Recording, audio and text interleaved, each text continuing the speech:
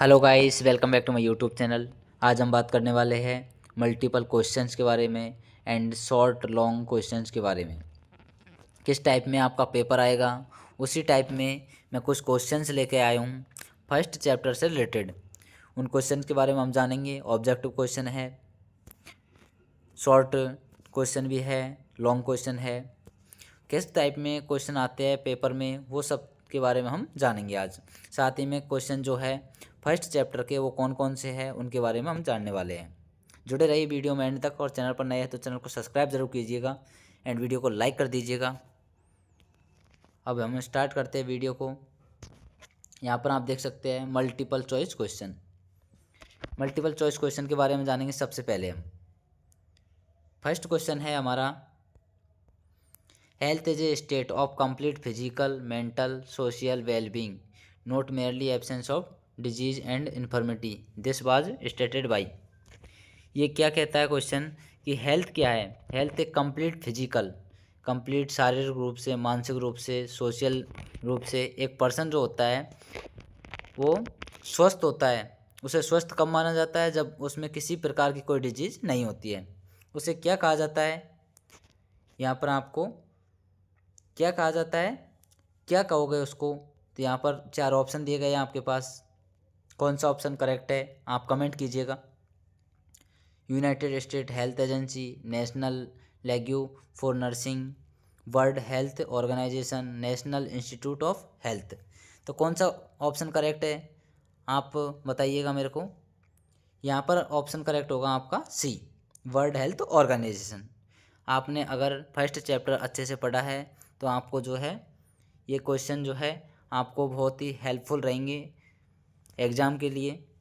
ये क्वेश्चन आप सभी को अटेम्प्ट कीजिएगा। आपको ये जो क्वेश्चन है वो यूट्यूब पर भी देखने को मिलेंगी। इसके बाद हमारा सेकंड क्वेश्चन हो जाता है। सेकंड क्वेश्चन क्या है हमारा?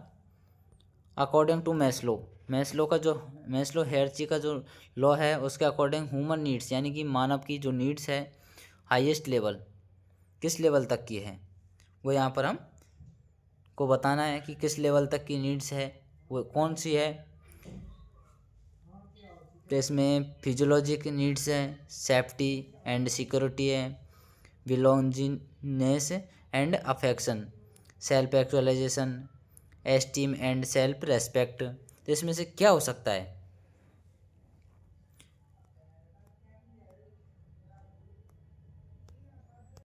यहाँ पर हमारा करेक्ट ऑप्शन क्या होगा कमेंट कीजिएगा। यहाँ पर करेक्ट ऑप्शन जो है सेल्फ एक्चुअलाइजेशन होगा। सेल्फ एक्चुअलाइजेशन यानी कि ई करेक्ट ऑप्शन होगा। इसके बाद में थर्ड नंबर क्वेश्चन हमारा आ जाता है,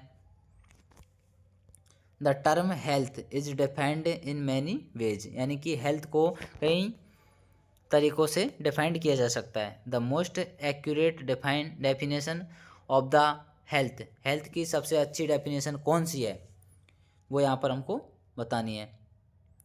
health is a state of body and mind in the balance condition. Health is the reflection of the smiling face. Health is a state of complete physical, mental and social wellbeing. Health is the symbol of economic prosperity. इसमें से कौन सी जो definition है वो correct है वो यहाँ पर आपको बतानी है। कौन सा ऑप्शन करेक्ट है आप कमेंट कीजिएगा। यहाँ पर हमारा जो है थर्ड नंबर जो है यानी कि सी ऑप्शन करेक्ट होगा।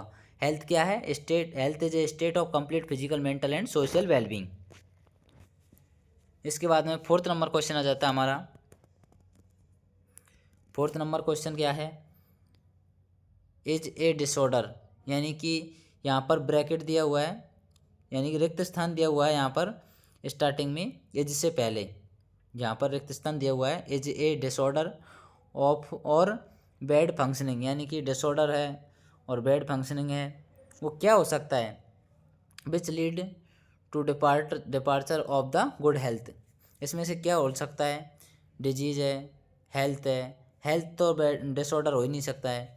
फिजिकल डिजीज़ है ये भी नहीं हो सकता। इन्फेक्शन डिजीज ये भी नहीं हो सकता। तो हो क्या सकता है इसमें से? इसमें से आपका फर्स्ट ऑप्शन जो है वो करेक्ट होगा। आप डिजीज इज ए डिसऑर्डर और बैड फंक्शनिंग, यानी कि डिजीज क्या होती है, डिसऑर्डर है और बैड फंक्शनिंग करती है, विच लीड टू डिपार्चर और गुड हेल्थ। इसके बाद में जाता है हमारा 5th number question. 5th number question के बारे में हमें जानना होगा, which one of the following disease is a communicable, यानी कि कम्युनिकेबल जो डिजीज है वो कौन सी है। यहाँ पर कम्युनिकेबल डिजीज कौन सी है वो हमें बतानी है। कम्युनिकेबल डिजीज रिकेट्स है, रिकेट्स क्या, रिकेट्स कम्युनिकेबल डिजीज है, कोलेरा है, डायबिटीज़ है, स्कर्वी है। रिकेट्स जो है हड्डियों से रिलेटेड है, ये भी कम्युनिकेबल डिजीज़ नहीं है। डायबिटीज़ है, डायबिटीज़ भी कम्युनिकेबल डिजीज़ नहीं है। स्कर्वी भी नहीं है। तो बच्चा क्या है हमारा, कोलेरा जो है वो है कम्युनिकेबल डिजीज। इसके बाद में 6 नंबर क्वेश्चन आ जाता है हमारा, the branch which deal with the study के साथ में डील करती है, defence mechanism against disease is called, disease के अगेंस्ट जो होती है उसे कहा जाता है पैरासाइटोलॉजी, इम्यूनोलॉजी, एपिडेमियोलॉजी, फिजियोलॉजी। तो इसमें से क्या कहा जा सकता है, आप करेक्ट ऑप्शन आप कमेंट में बताइएगा। 6 नंबर क्वेश्चन का 6 नंबर जो क्वेश्चन है उसका करेक्ट ऑप्शन आपका क्या रहेगा। तो यहाँ पर जो है इम्यूनोलॉजी, मेरे अकॉर्डिंग इम्यूनोलॉजी करेक्ट ऑप्शन है। आप कमेंट में बताइएगा कि 6 नंबर जो क्वेश्चन है उसका करेक्ट ऑप्शन क्या होगा। इसके बाद में 7 नंबर क्वेश्चन हमारा, द इम्यून सिस्टम कंप्राइजेज, यहाँ पर करेक्ट ऑप्शन क्या हो सकता है इम्यून सिस्टम से related, humoral fibrous system, humoral and cell mediated system, antigens, lymphocytes. यहाँ पर करेक्ट ऑप्शन क्या होगा आप कमेंट में बताइएगा।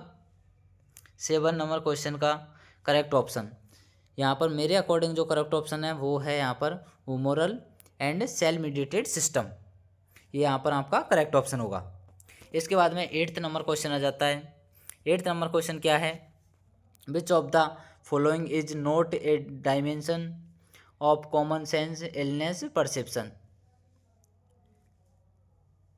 यहाँ पर करेक्ट ऑप्शन कौन सा हो सकता है आपके according, following is not dimension common sense illness perception, यानी कि इलनेस रिलेटेड जो है कौन सा ऑप्शन करेक्ट होगा यहाँ पर, आइडेंटिटी, कंसेक्वेंस, कॉज, साइड इफेक्ट। तो क्या हो सकता है आपके अकॉर्डिंग, इलनेस जो होती है, इलनेस के कारण क्या होता है, साइड इफेक्ट आते हैं बॉडी में, साइड इफेक्ट, यहाँ पर साइड इफेक्ट जो है वो करेक्ट ऑप्शन होगा आपका। इसके बाद में 9th नंबर पर आ जाता है आपका क्वेश्चन। 9th नंबर पर आता है, which of the following is not a biological agent that cause disease. Biological जो एजेंट है डिजीज का वो कौन सा है, माइकोप्लाज्मा, वायरस है, रेडिएशन से, या फंगी है। क्या हो सकता है इनमें से आपके अकॉर्डिंग, आप बताइए कमेंट में। यहाँ पर हमारा करेक्ट ऑप्शन जो है रेडिएशन, यानी कि कॉज पैदा करती है, ऐसा एजेंट है जो कॉज पैदा करती है बायोलॉजिकल, वो है रेडिएशन। इसके बाद में 10th नंबर क्वेश्चन आ जाता है हमारा। 10 number, how are infectious disease transmitted, यानी कि इन्फेक्शन जो फैलाने वाली डिजीज है वो ट्रांसमिटेड कौन सी है, इन्फेक्शस ट्रांसमिटेड डिजीज कौन सी है, डिजीज ट्रांसमिटेड कौन सी है। तो यहाँ पर यानी कि कौन सा वे है जिसके द्वारा इन्फेक्शन जो है ट्रांसमिटेड हो जाती है और ऐसी डिजीज कौन सी है। तो यहाँ पर आप देख सकते हैं, they are inherited by seeing patient, देखने के द्वारा, इनहेरिटेड के द्वारा, ईटिंग एंड अनहेल्दी डाइट के द्वारा। तो यहाँ पर करेक्ट ऑप्शन कौन सा हो सकता है, करेक्ट ऑप्शन यहाँ पर आपका होगा ड्रॉपलेट इन्फेक्शन, ड्रॉपलेट इन्फेक्शन के द्वारा ये जो है ट्रांसमिटेड हो जाती है। इसके बाद में 11 नंबर पर आपका आ जाता है, which property is not excited by a disease causing pathogen. तो यहाँ पर आपका करेक्ट ऑप्शन क्या हो सकता है, सबसे पहले आपको क्या करना होगा, क्वेश्चन को समझना है। क्वेश्चन को समझने के बाद में आपको ऑप्शन देखने हैं चारों, ऑप्शन देखने के बाद में आपको कंक्लूजन निकालना है कि कौन सा हमारा करेक्ट ऑप्शन हो सकता है।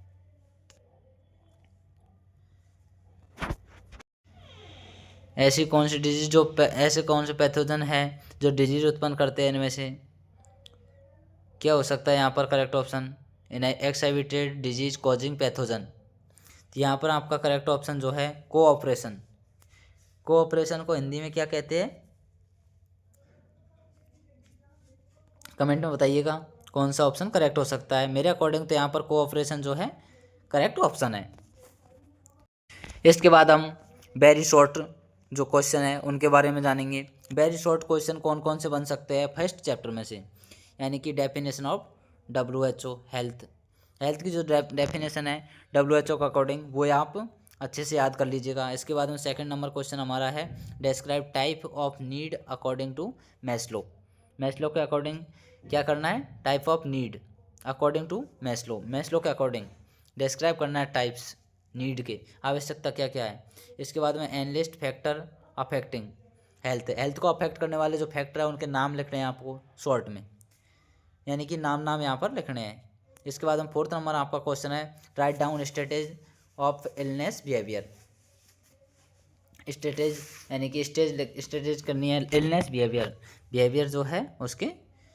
इसके बाद में आपका आ जाता है शॉर्ट ऐसे क्वेश्चन, यानी कि शॉर्ट में जो ऐसे टाइप में क्वेश्चन आते हैं शॉर्ट में वो कौन कौन से फर्स्ट चैप्टर में कौन कौन से बन सकते हैं। डायमेंशन ऑफ हेल्थ, हेल्थ के डायमेंशन कौन कौन से हैं उनके बारे में थोड़ा थोड़ा लिखना होगा आपको। अगर शॉर्ट में आपका क्वेश्चन आता है तो आपको डायमेंशन के बारे में डायमेंशन लिखने हैं, कितने डायमेंशन है। उसके बाद में आपको शॉर्ट में थोड़ा थोड़ा आपको एवरी डायमेंशन में लिखना होगा।